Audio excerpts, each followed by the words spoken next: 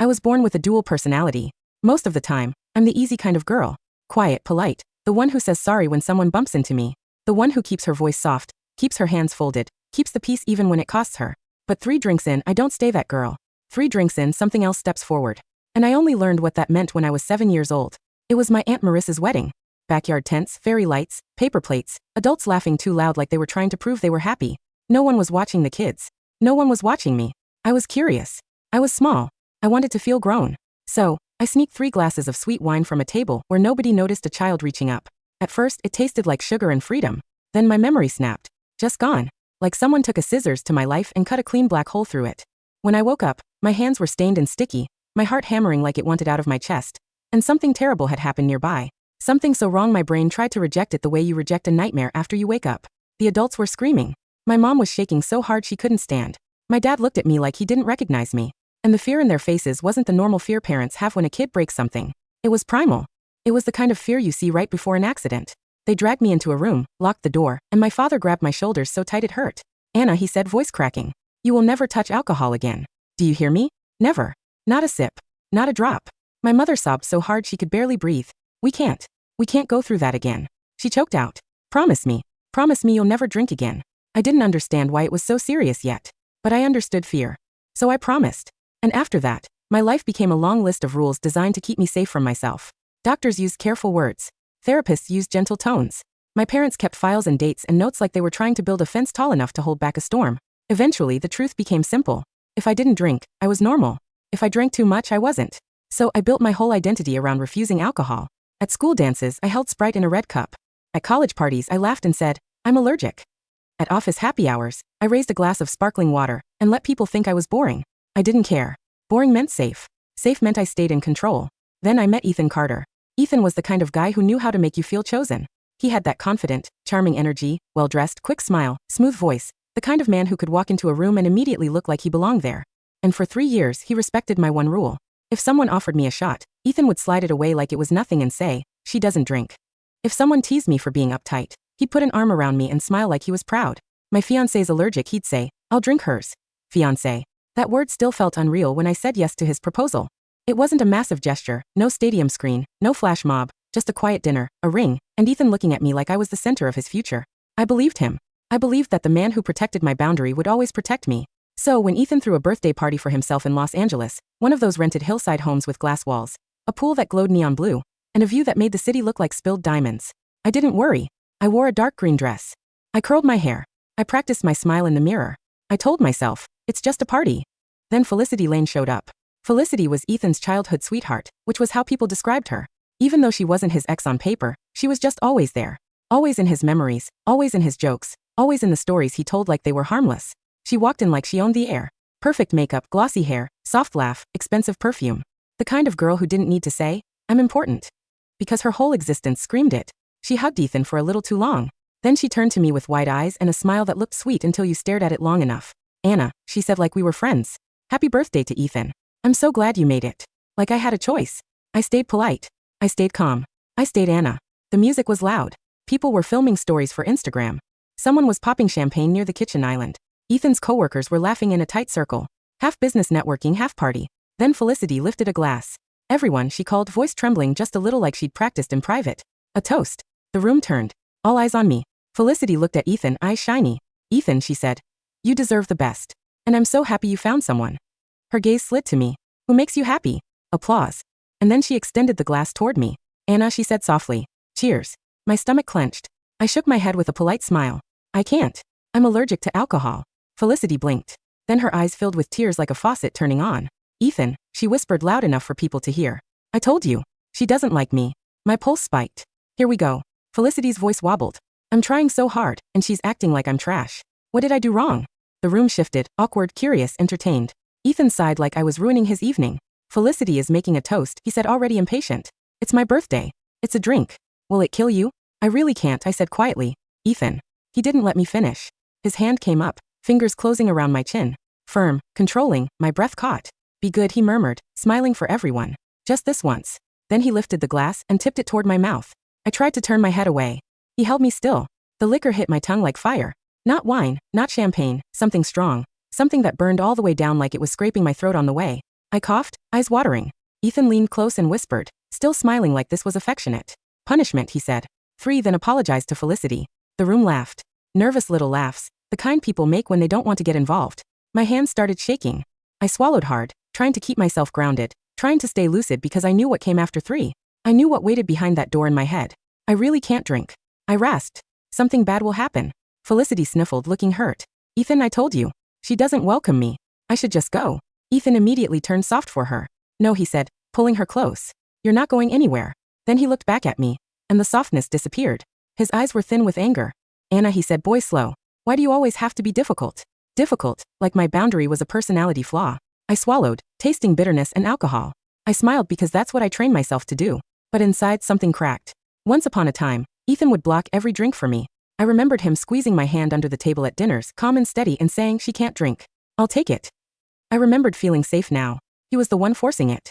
A buzzing sound filled my head, not like dizziness, like awareness, like a pair of eyes slowly opening in the dark.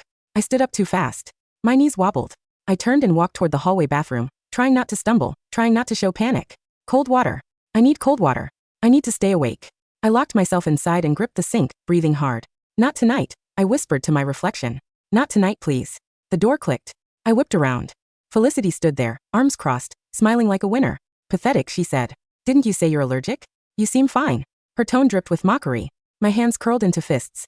The alcohol was too strong. It was sinking in fast. I could feel that line inside me tightening like a rope about to snap. Get out. I forced out through clenched teeth. Felicity didn't move. Instead, she stepped closer, voice dropping. You really don't know, do you? She said. Ethan and I set tonight up just for you. My blood turned cold. You're drinking whether you like it or not, Felicity continued smiling. Because Ethan is going to get you drunk and hand you off. Hand me off like I was a coat, like I was a favor, like I was nothing. I snapped my head up, eyes wide. Impossible. Ethan and I had been together 3 years. We were engaged. I couldn't. My brain refused. But the moment I walked out of the bathroom, Ethan was there in the hallway with a glass in his hand and a face like stone. 2 more, he said, shoving the drink toward me. Drink. Apologize. We're not doing this tonight. My heart sank. I looked past him toward the front door. I took a step. He shifted to block me. I rushed anyway, grabbed the handle, twisted. Locked. My breath caught. I turned slowly. Open the door, I said, voice shaking. I'm leaving. Ethan walked toward me, steady, calm, terrifying. He raised the glass slightly, like he was offering peace. Anna, he said, show some class. You haven't finished your apology drinks. Where are you going? My voice came out sharp, almost a growl. Open the door. Ethan's mouth twitched. If you force me to drink, I said, you won't be able to handle the consequences. He laughed under his breath. Who are you scaring? He said, you always claim you're allergic, but look, you drank 1 and nothing happened. 2 more and we're done. Behind him, his buddies chimed in like a chorus. Come on, it's LA. Everyone drinks. Don't be dramatic. Felicity stood near the kitchen, smirking like she'd already won. I swallowed and stared straight at Ethan. Felicity told me you're going to get me drunk and hand me off. I said, voice shaking. And now you've locked the door, and you're forcing me. Explain. Ethan's face changed instantly. Not shock, not denial, annoyance. He shot Felicity a look, sharp and disapproving. Felicity, he hissed. Why would you tell her before? Felicity shrugged, totally unbothered. Ethan, what are you afraid of? She can't leave it anyway. My head buzzed. A white flash of panic split behind my eyes. My voice trembled. Ethan, I whispered. Are you really doing this? I'm your fiancé. Ethan's jaw tightened like he was tired of pretending. Listen, he said, lowering his voice. Felicity wants to break into film. There's a producer who can make it happen. He's willing to put her in a project, but he wants a private meeting. My stomach dropped. Ethan kept talking like he was explaining a business deal. He likes your look, he said. That innocent vibe. It's what he's into. I stared at him, stunned. My brain lagging behind the words. Ethan leaned closer like he was comforting me. Don't worry, he said. It's just one night. And after that, our wedding is still on. I'm not going to hold it against you. Hold it against me. Like I was doing something wrong. Like I was the one betraying him. I watched his mouth move, dazed. Was this the man who once got into a fight with a guy outside a bar for calling me names? Was this the man who promised me I'd always be safe with him? What changed? I whispered, voice cracking. Why does everything change the moment she shows up? Ethan's face tightened with impatience. Felicity is like family, he snapped. I've known her my whole life. Then he looked at me like I was an object he owned. You're my woman, he said. So you help me. You help her. Help. That's what he called it. He stepped closer, lowering his voice into that fake soft tone. I know you wouldn't agree if you were sober, he said. So we're not giving you a choice. My breath shook. Tears spilled hot and fast, but my skin felt cold. No. Y whisperat. No, you're not. Ethan grabbed my hand like he used to, dragging me toward him. For half a second, my body reacted out of habit, like it wanted to believe his touch meant safety. Then his fingers closed around my chin again hard, and he poured the second drink toward my mouth. I gagged. My eyes flooded. I tried to pull away, but his grip only tightened. Relax, he murmured. It'll be over soon. The buzzing in my head got louder. Like that door inside me was shaking, like something on the other side was smiling. When the glass was empty, I stumbled back, coughing, tears streaming. No more. I choked out. If I drink again, Ethan cut me off. One more, he said. I stared at him, shaking. We're done, I whispered. Unlock the door. Let me go, Felicity laughed, eyes full of contempt. Ethan, she said lightly. Anna's really losing it. Acting like she's some scary movie. Then she smiled at me. Sweet as poison. My future depends on you, she said. Be a good sister-in-law. My heart felt like it was being sliced open. Because the first night I'd ever wanted. My dream was supposed to be my wedding night with Ethan. Not this. Not being cornered in a stranger's house, surrounded by people treating me like a commodity. The doorbell rang. Everyone froze. Felicity lit up like a stage light. He's here, she breathed. Ethan straightened instantly, posture turning professional. A man stepped into the house. Not tall. Not impressive at first glance, but he walked like he was used to people moving out of his way. His hairline was thin. His smile was confident. His eyes were the kind that looked at you like you were a product on a shelf. Two men lingered behind him. Security or friends or both. Ethan, the man said, shaking his hand. You said you had something special for me. Ethan forced a smile. Mr. Mercer. Glad you came. Mr. Mercer's gaze slid over me and lingered. Is that her? He asked casually. Ethan nodded. That's Anna, my fiancée. Mr. Mercer smiled wider. You're really willing, he said, amused. Ethan swallowed. We had a deal. Mr. Mercer's eyes flicked toward Felicity. And you're the girl, he said. The one who wants the part. Felicity stepped forward, all innocence. Yes, sir. I'm so grateful. Mr. Mercer barely acknowledged her. His attention went back to me. Is she cooperative? He asked Ethan. Ethan's grip tightened on my wrist. She will be, he said. I tried to step back. Ethan pulled me forward. My voice came out thin, shaking. Stop, I whispered. Ethan, please. Ethan leaned in close, smiling like a loving fiancé while his words stabbed. Don't embarrass me, he whispered. Just get through it. Mr. Mercer frowned slightly. I don't like drama, he said. Ethan nodded quickly. No drama. Then Ethan reached for another drink. My whole body went rigid. Ethan, I said, voice trembling. I'm warning you. He didn't even look at me like I was human. He lifted the glass. Last one, he said. Felicity's eyes glittered with relief. Mr. Mercer watched like he was waiting for a package to be unwrapped. My mind spun. The buzzing became a roar. I could feel the line inside me unraveling. I could feel her pressing forward. And then something inside me went very still. Not fear, not panic, stillness, like a lake freezing over. I looked at Ethan and I smiled. It wasn't my usual polite smile. It was slow, sharp, wrong. Ethan hesitated, confused for half a second. I took the bottle from his hand. He let me because Anna would never do that. I lifted it and I drank. Not a sip, not a reluctant swallow. I finished the whole thing. The alcohol hit my body like gasoline. My skin burned. My heartbeat steadied. My tears stopped. Ethan's surprise faded into satisfaction. There you go, he said. That's better. Felicity giggled, lightning. Thought she was so pure. Mr. Mercer stepped closer, reaching toward me. I tilted my head, and my voice came out calm, almost amused. Should have unlocked the door, I said softly. Even blinked. What did you say? I looked at him like he was something stuck to my shoe. You people, I murmured, are so confident when you think a girl can't fight back. The next moments moved fast, not like a movie, like a storm. Mr. Mercer reached for me again. I moved. Ethan lunged to grab my wrist. I slipped out of his grip so cleanly he froze. Felicity squeaked and stepped back. Someone cursed. A glass shattered. In the chaos, I saw what they didn't. Angles, distances, exits, and the men behind Mr. Mercer.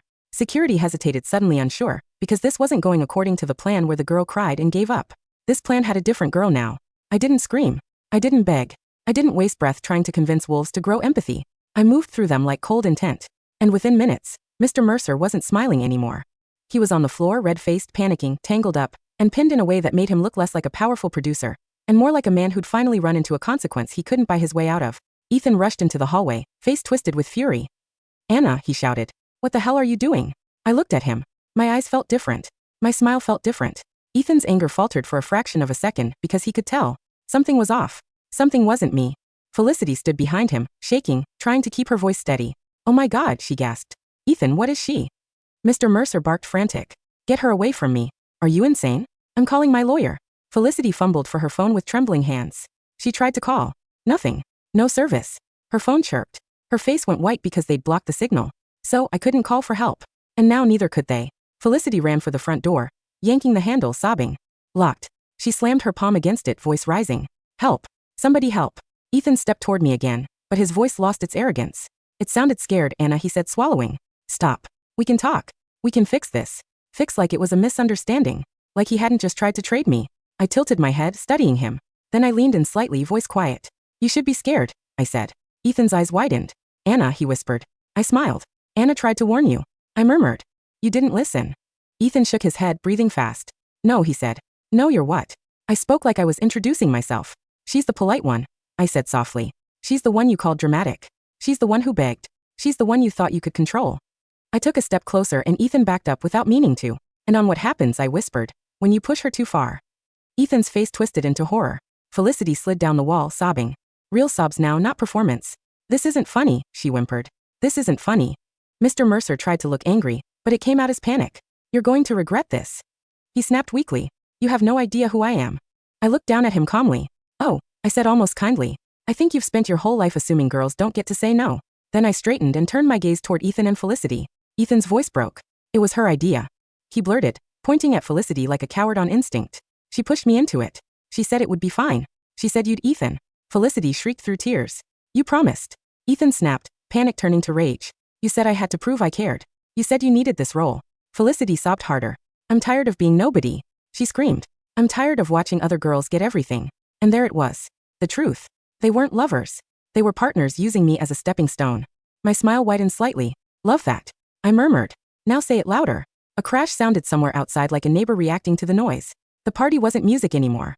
It was chaos. And eventually, the world did what it always does when rich people make a mess. It called the cops. Red and blue lights washed across the glass walls. Shouting commands, footsteps. Ethan's face drained as reality hit him. Felicity started crying harder, scrambling backward like she could rewind time. And then black, a hard cut, a clean missing page. When I opened my eyes again, the ceiling above me was fluorescent white.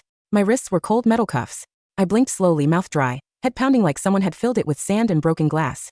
Across the table, a detective sat with a serious face and a notepad. Anna Carter, she said calmly. Do you know where you are? I swallowed. Police station, I rasped. She nodded. 3 people ended up in the hospital tonight. They're alive. But they're claiming you attacked them for no reason. My brain felt empty. I looked down. My dress was wrinkled. My hands were scraped. There was a smear of something dark on my sleeve I couldn't place. And I didn't remember the middle. I didn't remember what I did, but I remembered enough to know why it happened. So I whispered almost to myself. Thank you. The detective frowned. Thank you. My voice shook. They're alive, I said. That means she didn't. The detective leaned in slightly. Who is she, Anna? Before I could answer, the door opened and my parents rushed in. My mother looked like she'd aged 10 years in one night. My father's hands were shaking. My mom's eyes filled the moment she saw me. The detective stood. Professional but not cruel. Your daughter has a right to counsel, she said. But I also need the truth. My father's voice cracked. She has a condition, he said quickly. We have medical records. Evaluations. This started when she was a child. My mother wiped her face trying to stay upright. She doesn't drink, she whispered. She never drinks. She's normal when she doesn't drink. Please. The detective's eyes stayed sharp. We'll verify, she said. But we also need to understand what led up to tonight. And that's when I remembered something. My phone, my pocket. My hands fumbled weakly, and I looked at my parents, voice trembling. I recorded, I whispered. I recorded. Because somewhere deep inside, the part of me that was always afraid had done the one smart thing it could. When I'd walked out of the bathroom at the party, terrified, shaky, I'd hit record and shove my phone into my jacket pocket. Not to be dramatic, to have proof, because I knew nobody believed girls when they said I can't. The story didn't just stay in the station. It exploded online because in Los Angeles, the truth is always fighting the first headline. At first, the internet went after me. Unstable fiancé attacks producer at private party. Jealous bride to be snaps on rising actress. Mentally ill woman escapes consequences again. Felicity posted hospital selfies with perfect lighting and trembling captions about trauma. Ethan did a clean, controlled statement about being blindsided. And Mr. Mercer's team pushed the narrative hard. I was violent, unstable, dangerous. My parents' small business got review bombed overnight. Strangers showed up outside our house. People spit words like knives. Then the video came out. Not leaked by Ethan, not leaked by Felicity, released by my attorney with my parents' permission, and the detective's approval because the truth was already being buried alive. The clip started shaky. Me stepping out of the bathroom, voice raw. But the audio was clear. Clear enough to hear Ethan forcing me to drink. Clear enough to hear Felicity admitting it was a setup. Clear enough to hear the door was locked. Clear enough to hear me saying again and again, I can't drink. This will end badly, let me leave. And clear enough to hear Ethan's voice, cold and casual, saying 2 more. The internet stopped laughing. Then it started burning because the truth didn't just flip sympathy, it flipped rage. Reporters who had been screaming questions at my parents went silent. Comment sections that had been calling me a monster started calling Ethan a predator in a suit. People dug into Mr. Mercer's background and found whispers, old posts, quiet warnings, industry rumors that had been ignored because powerful men always get protected by silence. Women started speaking up. Not all at once, but enough. Enough to make the story too big to bury. And when Felicity tried to pivot into being a victim again, the internet pulled her apart with her own words. Because she wasn't an innocent girl. She was the one who smiled while I cried. She was the one who called my body a stepping stone. Ethan's company suspended him within 48 hours. By the end of the week, he was fired. Sponsors dropped Felicity like she was radioactive. Mr. Mercer's name started trending for all the wrong reasons. And suddenly, his connections weren't saving him. They were running away from him. Then law enforcement moved. Not because the internet was loud, because the evidence was finally undeniable. The detective called me back in, expression tight. Anna, she said. We've reviewed the recording. We've corroborated key parts. They locked you in. They forced alcohol. They intended to coerce you into something you didn't consent to. My throat tightened. I looked down, hands trembling. And the thing inside you? She asked carefully. The thing you said you don't remember? I swallowed, voice quiet. It shows up when I drink. I admit it. And I don't. I don't control what happens in between. The detective nodded slowly. Then you did what you could, she said. You warned them. You tried to leave. You recorded. You asked for help. And for the first time since that night, I felt something unclench inside my chest. Because for once, someone believed me. When the police finally escorted Ethan, Felicity, and Mr. Mercer out for questioning under new charges, cameras caught their faces. Ethan looked smaller without his confidence. Felicity looked wrecked without her script. Mr. Mercer looked furious that consequences had the audacity to touch him.